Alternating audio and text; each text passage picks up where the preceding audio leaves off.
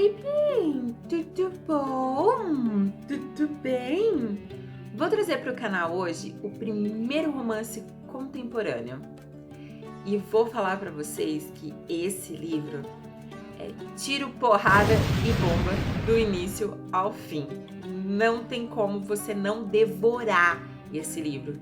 E eu tô falando desse romance aqui, ó, Improváveis Deslizes, da autora nacional Carol Teles.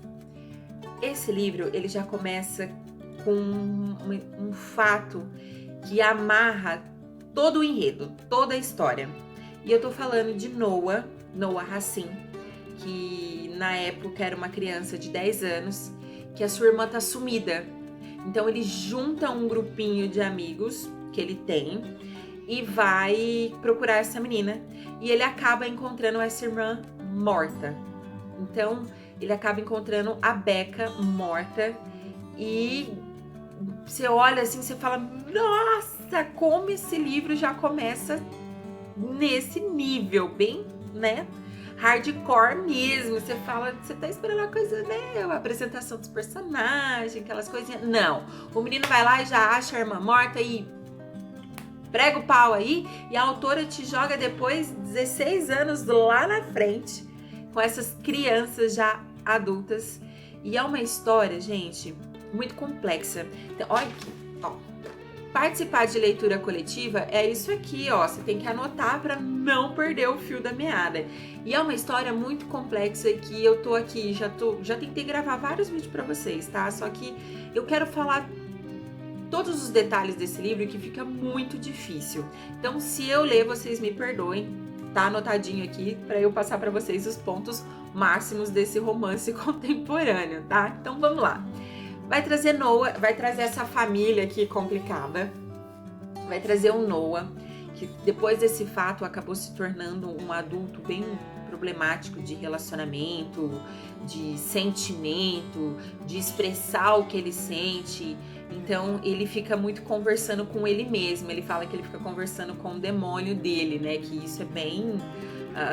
quem não conversa com si mesmo, né? Só que fica meio estranho esse negócio aí no livro, né? Então, lá pra frente você vai entender do que eu tô falando. E aí, Noah tem uma família, ele tem o pai, Efraim, acabou se separando da mãe dele depois desse fato, né, dessa morte da irmã, e acabou se relacionando com a Olga, que é uma senadora, ele é um deputado, então sabe aquela família de aparência, de status mesmo? E vai viver com a Olga, que ela tem mais duas filhas, que é a Emily e a Zoe. E Efraim e Olga tiveram o Seth, que é o irmão mais novo desse trio parada dura, vamos dizer assim. Eles também têm, ó, vou ler aqui. Eles têm um grupinho de amigos, quando eles eram crianças, que chamava Improváveis. É um surgimento de uma família improvável. Por quê? Cada um dos integrantes tinha suas peculiaridades, ou sofreram bullying, ou sofreram algum problema com a família, ou apanhavam, enfim. E o Noah juntava, acolhia todo esse pessoal e ele era o chefe dessa trupe. Os meninos chamavam ele de chefe. Então ele ficou muito aborrecido quando o pai saiu de casa pra ficar com a Olga, e aí ele acabou banindo, né, meio que punindo a Emily e a Zoe desse grupinho. Só que aí, depois desse fato da morte da irmã, ele ficou um pouco rebelde, essas coisas, e foi morar com o vô que criou ele, que tem uma influência muito grande na educação desse menino. E aí ele cresce, ele vai viver a vida dele, os outros improváveis também, mas eles em si nunca perdem o contato, tá, gente? É muito legal esse grupinho. Todo mundo que lê esse livro quer fazer parte desse grupinho. Então é pelo carinho, pela cumplicidade de todos eles. É muito legal e é legal ter um grupo de amigos assim também, né? Quem não gostaria? Eu tenho as minhas amigas lá desde criança, petiguinha, e a gente conversa até hoje e a gente gosta disso, é muito bacana. Mas voltando à história. Depois nós vamos ter também os inimigos da rua, que é o Murilo e o Benito, só que aí esses dois personagens guardam bem esse nome, a gente só vai saber deles mesmo do meio do livro pro final, que eles também aprontam um pandemônio na vida do Noah, tá? Aí nós temos o fato importante que une a história, né, que é a morte da Becca. Depois disso, o Noah, ele dá uma de justiceiro, tá? Ele tem 2 melhores amigos dos improváveis, que um é o Leandro. O Leandro é um amigo que ele fala que é nerd, que usa óculos e tudo mais. Essa criança acabou crescendo e ele se tornou um detetive da narcótico da cidade. O legal é que a história passa tudo em território nacional, se eu não me engano é em Vitória do Espírito Santo. Vitória? Acho que é isso. E aí ele é policial e o Noah dá uma de justiceiro porque ele passa 16 anos da vida dele tentando encontrar o assassino da irmã, que até então foi um caso...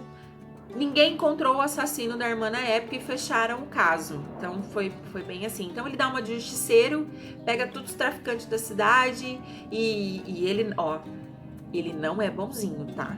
Então você vê ele batendo nos caras, deixando os caras meio lá, meio cá. E o Leandro ajuda ele a encobrir essa personalidade má dessa criança. O Noah tem a mãe dele ainda nessa história, só que ela é uma mãe que ela tem esquizofrenia. E ele cuida dela com a ajuda de um vizinho lá antigo também, que lá da rua deles, com a ajuda de outros amigos também, que cuidam da mãe dele pra ele enquanto ele vai trabalhar, essas coisas. O pai dele é muito conhecido na cidade, né? Porque ele é um deputado, casou com uma senadora, então vice-versa. O que mais? A relação Noah também tem o Seth, que é o irmão mais novo, que a única coisa que o pai exigia para continuar com o tratamento da mãe era que ele comparecesse nos jantares de família, porque a Olga fazia questão de juntar a família, né? E ele tem um irmão mais novo aí com a Emily e a Zoe, e o Noah tem o Seth, né, que é o elo dessa família. E o Seth, gente, eu quero guardar ele num potinho, porque ele é muito gracinha. Ele é muito gracinha. Ele não é um adolescente bobo, ele tem 16 anos na história, né?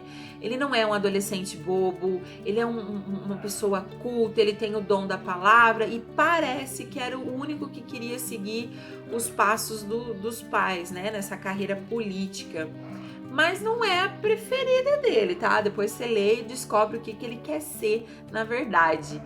E o Noah nunca deu a oportunidade de se aproximar desse menino. Mas mesmo assim, o irmão mais novo ainda idolatrava o Noah, viu? E os diálogos no início é difícil, o Noah não consegue conversar sem atacar o pai. Então é uma família ali com uma relação bem conturbada, tem bastante, vai mostrar isso, vai deixar isso bem claro para nós. E aí mais pra frente a gente vai descobrir os motivos, tá? Aí tudo acontece quando tem que anotar, ó, tudo anotação. E também tem o caso, mostra um pouco do caso da Emily, que ela quer ser mãe e não consegue, ela não pode, porque ela já passou por várias outras gravidez, é muito complicada, até que ela tenta a última vez, e infelizmente ela não consegue, tem isso. Aí depois vai contar um pouco dos improváveis, aí os improváveis vão aparecendo, tá, gente? Os improváveis adultos vão aparecendo que, como eu disse, eles são uns amigos que não perderam contato, então você vai conhecendo um pouco de cada um, tal. Descobre que uns casaram com a Emily, casou com o Leandro, então sempre o outro amigo casou com a... já tem um filho, sabe aquele grupo antigo de amigo que aí vai vivendo, enfim.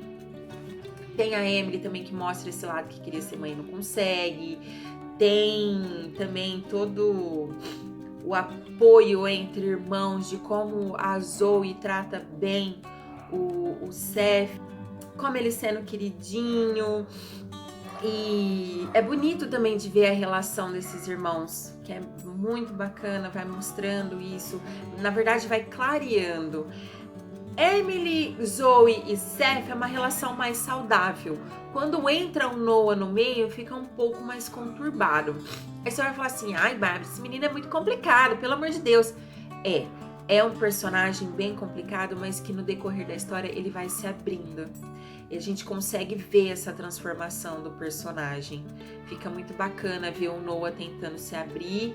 E realmente assumir os seus sentimentos por quem? Pela Zoe. A Zoe, ela também é um caso à parte nessa história, gente. Ela é muito guerreira, muito batalhadora, muito rebelde, mas a rebeldia dela tem um motivo, que depois também você lá na frente vai descobrir o motivo dela, que é muito marcante também, é um fato muito marcante na história, como a mãe dela conseguiu fazer aquilo com ela, entendeu? E depois ficar olhando pra cara da filha. Sabe casos de família, gente? Aquela coisa bem... Por isso que eu falo, esse livro é tiro, porrada e bomba, do início ao fim. Quando você pensa que vai dar uma acalmada, vem a história de novo, blum, faz uma reviravolta, você não tem noção.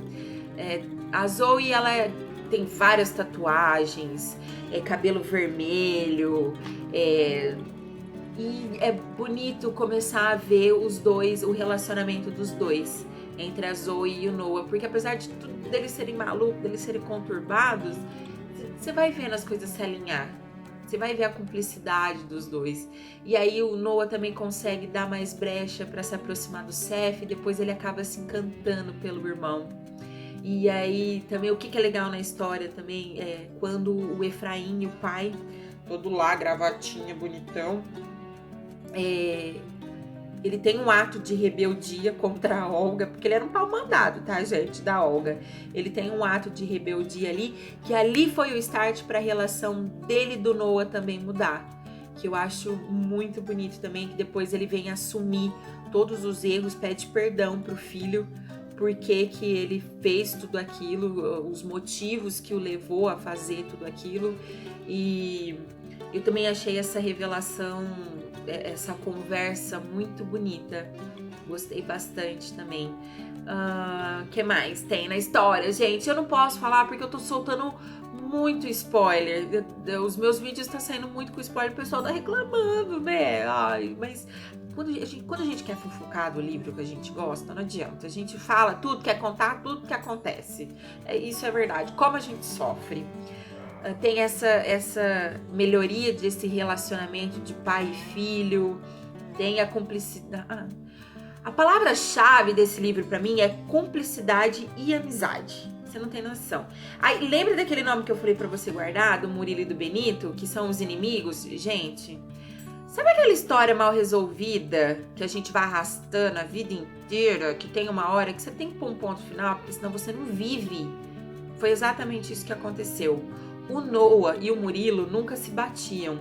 E aí teve uma briga, né, na rua, que aí o Noah foi lá e desceu o cacete no Murilo. E essa criança guardou isso. Guardou e trouxe para a vida adulta esse rancor, querendo se vingar desse homem hoje. E aí acontece um sequestro aí com um dos integrantes do grupo. E Aí todo mundo tem que se unir de verdade, todas as famílias, os Racine, os Albuquerque, os Improváveis, todo mundo se une para poder salvar esse integrante. Quem é esse integrante? Tem que ler. E aí é uma cena, assim, tiro, porrada e bomba de novo, pai. Gente, eu não tenho palavras para descrever essa briga homérica que tem no final, tá? Você tem que ler para sentir toda essa emoção. E aí no final tá todo mundo bem, tá todo mundo relaxado, o Noah conseguindo se expressar melhor, a Zoe também feliz da vida, porque ela conseguiu recuperar algo que ela perdeu no passado, que foi uma coisa muito feia que a mãe dela fez com ela. E o legal dessa história é isso, é a amizade, a cumplicidade, você vê o desenvolvimento de todos os personagens, como como tudo vai se soltando, se desvencilhando e ficando mais leve a relação de todos. E no final, a autora nos presenteia com quem? Ela nos conta quem é o assassino de Rebeca. E quem é o assassino de Rebeca? Você já tem uma teoria? Não tem? Vamos conversar sobre isso. Deixe o seu comentário. Não se esquece, se inscreve no canal, deixe o seu like e vamos conversar sobre esse livro, sobre esse primeiro romance contemporâneo que eu trouxe. A leitura é ótima, eu super indico. Mais uma autora nacional que eu adorei, eu quero conhecer mais o trabalho dela, porque a escrita é muito gostosa, muito leve. E é isso aí que eu tenho para falar para vocês, leitores. Então, continua me acompanhando nas redes sociais, eu Sincerona, tá bom? Até o próximo. Tchau!